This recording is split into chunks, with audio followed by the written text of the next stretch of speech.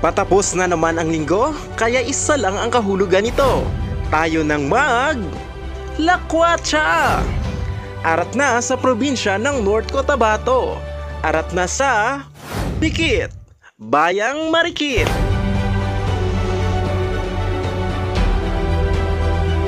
Aakalain mong para kang nasa Lake Cebu kasama ang mga water lilies. O di kaya naman ay nagre-relax ka lang sa Baguio City. O di kaya naman nag-i-enjoy ka lang sa floating cottages ng Bohol. Pero ang lahat ng yan, mai-experience mo lang dito sa Luz Mini Farm Lake and Amusement Place, Rides and Adventure. Paano nga ba ito mapupuntahan? Mula sa poblasyon ng Bikit, 10 to 15 minutes lang sakay ng tricycle na nagkakahalaga ng 20 to 30 pesos bawat tao, mararating mo na ang Barangay Lantingan, kung saan hindi ka mag-aalala dahil maraming signages na magtuturo sa iyo papunta sa lugar. Sakto! 20 pesos ang entrance fee at 10 pesos naman para sa parking fee. Oops! Huwag kalimutang sundin ang health protocols. Sa iyong pagpasok, bubungad sa iyo ang magandang tanawin sa lugar kung saan personal na ikinuwento ni Mami Jesusa kung paano nagsimula ang kanilang pasyalan. Anya, ito ay isang private place at binuksan lang sa publiko noong nakaraang linggo para makapagbigay ng kasiyahan sa mga tao. Yes, oo. Kahit kung sino, basta welcome ka mag-ani dire. Basta daw ba? Huwag lang kalimutang sundin ang mga health protocols sa pagpasok. Arat na! Simulan na natin ang adventure! Bago tayo magsimula, suotin muna natin ang ating life vest para sa ating kaligtasan.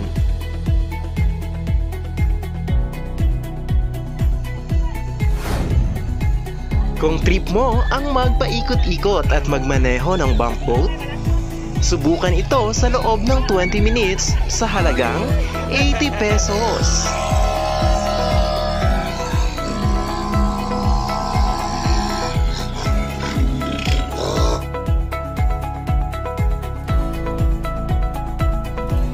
Kung gusto mo namang mag-relax at maupo-upo lang, subukan ang kanilang speedboat na nagkakahalaga ng 70 pesos para sa 20 minutes na paglalakbay sa lake.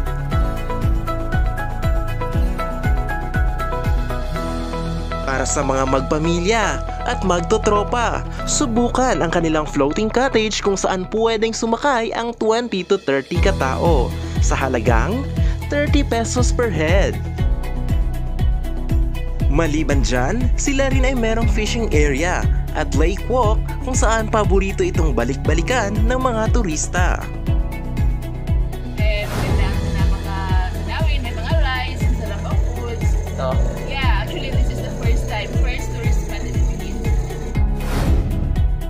Pinoproblema mo ba ang lafang at awitan? Huwag mag-alala dahil meron din silang food court at videoke area.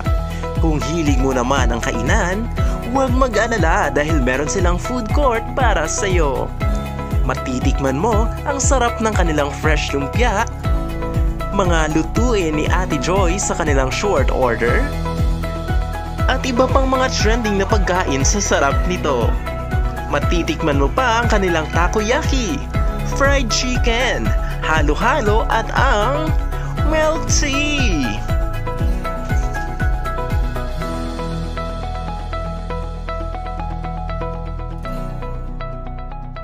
Lahat ng yan, pwede mong ma-enjoy sa amusement place na ito.